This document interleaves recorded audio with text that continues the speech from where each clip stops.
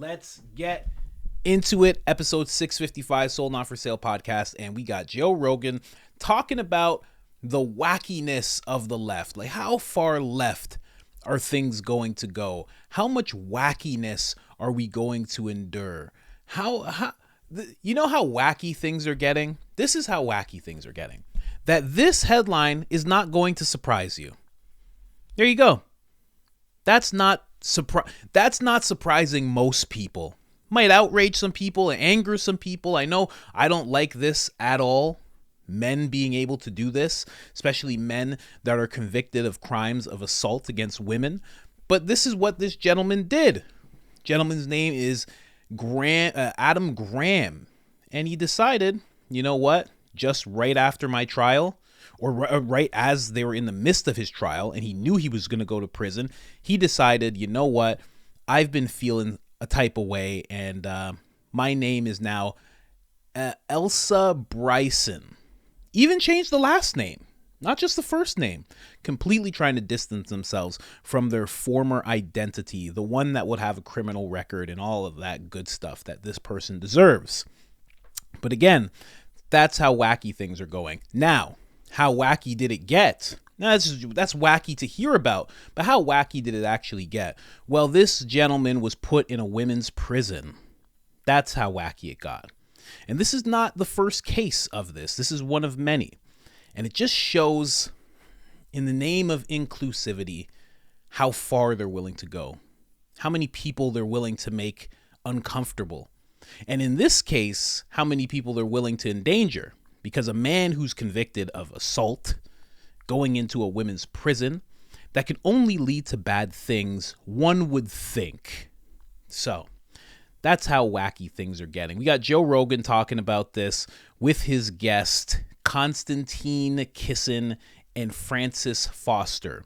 Two great guys, absolutely great thinkers. And if you haven't checked out their podcast, you should. It's called Trigonometry.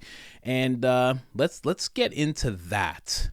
And you know what? I just want to say quickly, not to just focus on the LGBT community, because that's not what I'm trying to do. I'm not trying to focus on them. This happens in the black community as well. 100% this happens in the black community. How many times? I just did an episode on this where there was a gentleman who was a trafficker. He was armed. He's known to be armed and dangerous. Probably had approach with caution on his record when they looked him up. He ended up resisting arrest. And every person that arrested him were all branded as racist.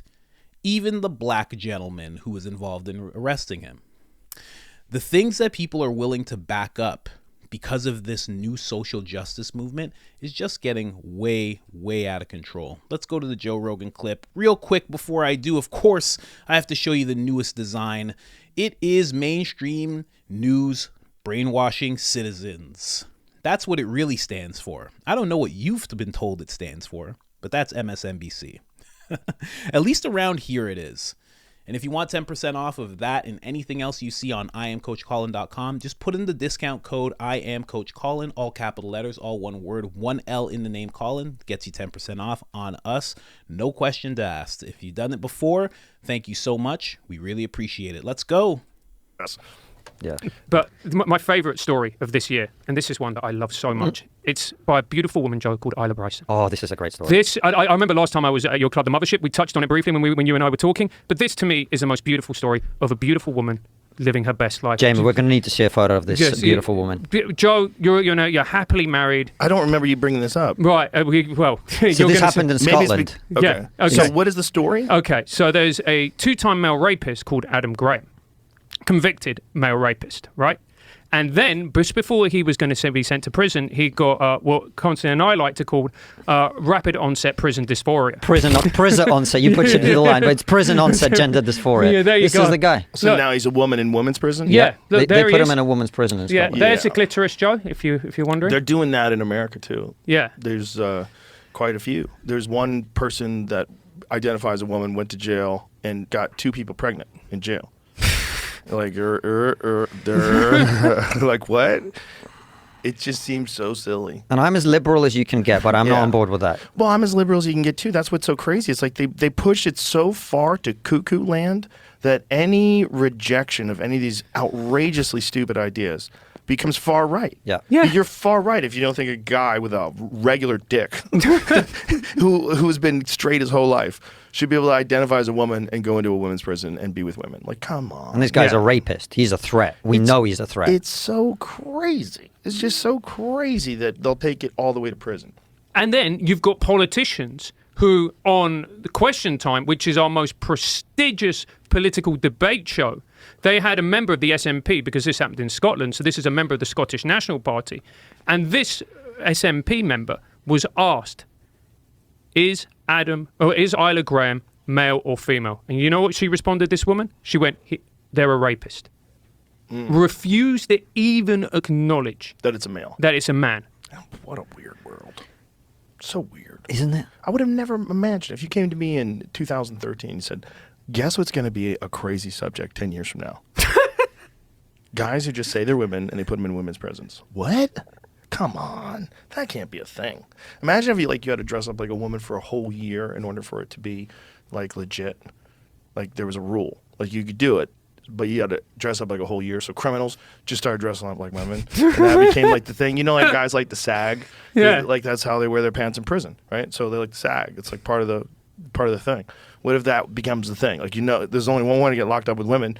You got to dress like a woman all the time. So you got to dress like a woman for like a whole year in order to be accepted. It would be the new style of like just people who just like, I'm a criminal. I don't give a fuck. This is what I do. If I get arrested, at least I'm going to get arrested with women. Yeah.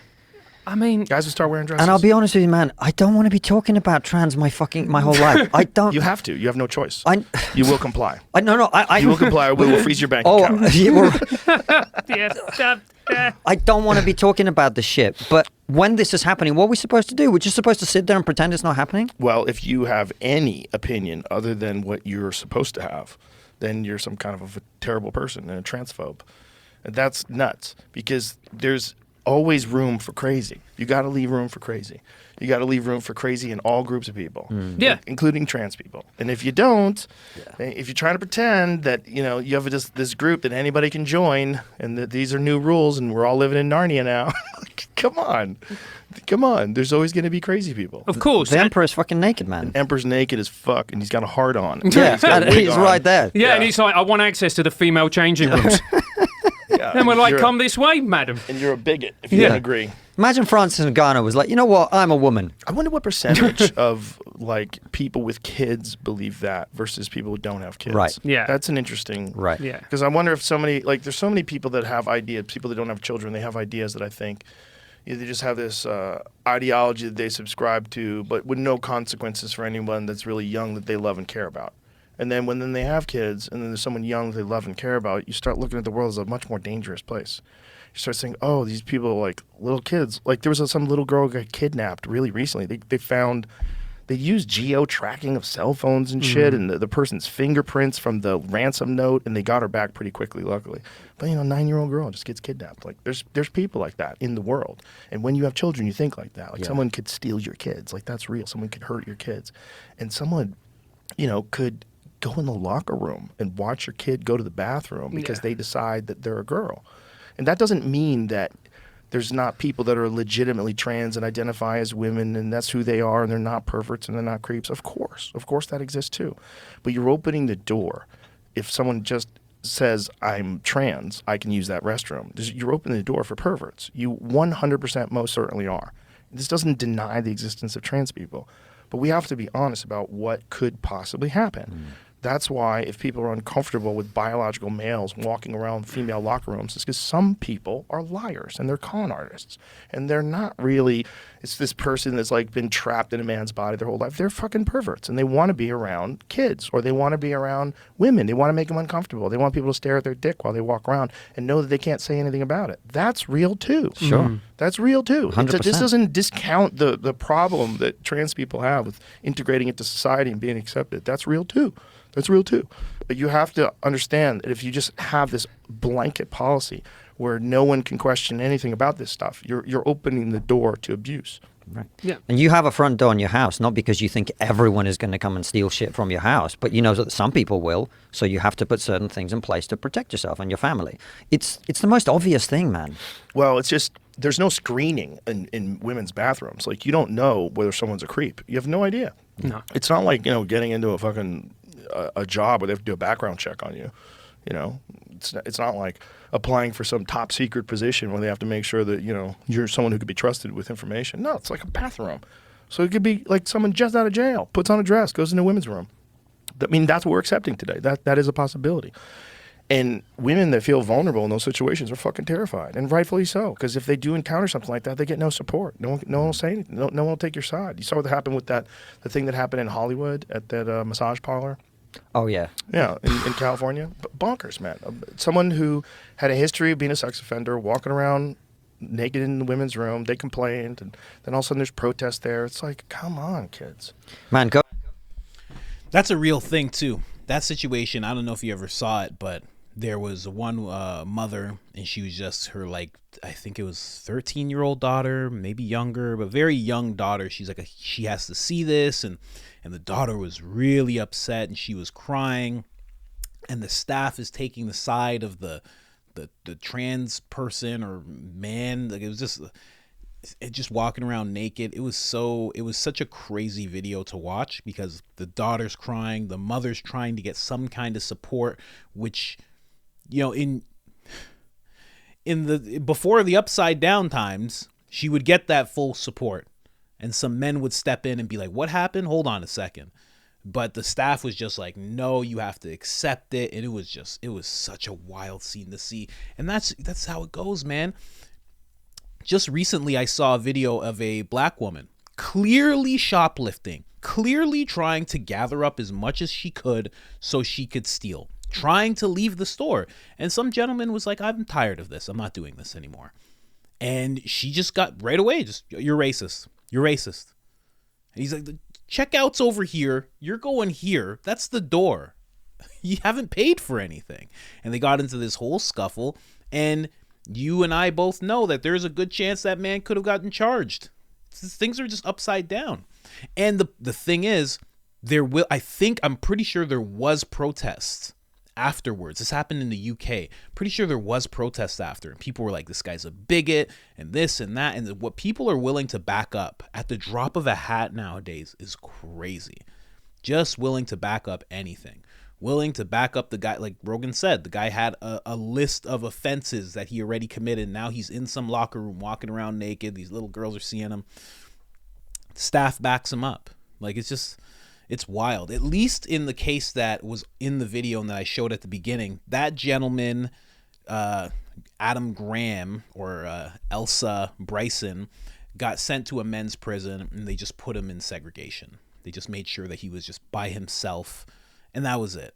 And that's exactly what should have happened, because there should be some respect towards somebody who feels like they're switching genders, or they've been in the wrong body their whole life. Some kind of respect, but just to throw them into a woman's prison, and everything's getting out of control, man. Getting out of control. The far left movement, like, in my opinion, either extreme is not good, far left or far right. But far right at least seems it's something that we've seen before. It's people who are extremely patriotic, just free speech absolutists, Second Amendment absolute, like this. They're just clear. Like, it's just, this is where they stand. It's just, usually it's a very patriotic American, like, it's just the way it is. But far left, you haven't seen anything like this before. This goes way beyond anything we've seen. And I'm not clueless on the LGBT community, but it goes past that. Like, we're talking about furries. We're talking about people who want to identify as trees if they feel like it. We're talking about it's just so extreme. And everybody, like, to the point where people on this side of things can't even answer. If you ask them what a woman is, you're a bigot. You're an instant bigot if you say, hey, can you tell me what a woman is? You're met with aggression. It's nuts. It's actually not. I've never seen anything like this before. And the thing about it is, it's not slowing down. It's not like we're at the ending stages of all this. It seems like we're just at a point where it's just kicking up. It's just really kicking up in the past 4 years. And it seems like it's going to keep going like this. I don't know. I don't get it. And again, it's not to focus on the LGBT community. The black community has a real problem with this too. They're willing to back up anybody. Someone could be the worst person in the world, and as long as they're black and they say that there is some racism that they went through, then all of a sudden it's like, okay, back him up. He's black. End of story. It's like, you need unity in community. You need people to have your back, but you got to know who's back to have and who's back not to have. You know what I mean? I don't know. It's getting out of control. Where have you seen it? I have working in the film industry. You saw it a little bit, not too much, but a little bit. And other than that, I haven't really encountered that all that much. I have a pretty conservative circle. A lot of straight up just hardcore Christians. A lot of people who are just like no nonsense patriot types. You know, army, little bit of law enforcement. You know, stuff like that. So I don't encounter people like this that often. You know, I may walk by someone that's clearly like that. You know, they got the blue hair, they got the big hoop thing in their ear or whatever. Maybe they got a huge nose thing, you know. Maybe they're wearing a dress and, you know, they kind of look like a guy. You know what I mean. So I see it here and there, but I haven't encountered it. Haven't had a conversation with anybody from that side of things. And I would, but I'm not looking for it. That's for sure. I don't know. Let me know in the comment section if you've experienced anything like this. My wife actually did. My wife, by mistake at work, misgendered someone. Because, again, our circle is, we don't deal with this, right? And she said guy when she should have said girl, something like that. And the person got real upset, but didn't get aggressive because I would have been down there in a second. It would have been a problem. Guy, whatever you want to identify as, would have been a problem. But they didn't get aggressive. They started talking about having a panic attack, and they didn't know if they were safe. And she was just like, I just messed up. It was a mistake. I don't know if I'm going to be safe here. It's really odd. Really odd. I pray to God that your kids and my kids are not like this. That's why we're doing homeschooling. I can't trust an elementary school. I can't trust a high school. I can't trust it. I have no idea what's going to happen. I'm going to let you in on something. My niece couldn't even say whether a baby was a boy or a girl. She just kept saying a baby. And I was like, but boy or girl? She said a baby. And I was like, what's happening right now? And then after she walked off, my brother was like, it's probably because she doesn't want to misgender the baby. And I was like, are you fucking kidding me right now? Homeschool. That's it. Homeschool. I'm getting chickens. I'm going to figure out how to slice a cow and quarter it up. I'm going to figure it all out. Nice and slow. I'm figuring it out. Build a log cabin. I can't wait. I can't wait until there's a whole community of log cabins, because that's what's going to happen. There's going to be a group of people who are going to buy like 100 acres, and they're going to be like log cabins here, and everything that's on the outside world we're not doing. And that's it. And I think there should just be hundreds of those throughout the U.S., Canada as well, but Canada gets deathly cold. I don't know what on earth you would do in that type of climate. I guess other places get cold, but I think there's going to be hundreds of those setups. And hey, if you're into buying land, I'm into it too. Let me know. If you're trying to buy acres, I'm trying to buy acres too. Let's do it. Let's figure it out. That's what I say. Anyways, guys, if you haven't liked the video, like the video. If you haven't subscribed already, subscribe. Hit the notification bell, and I'm out.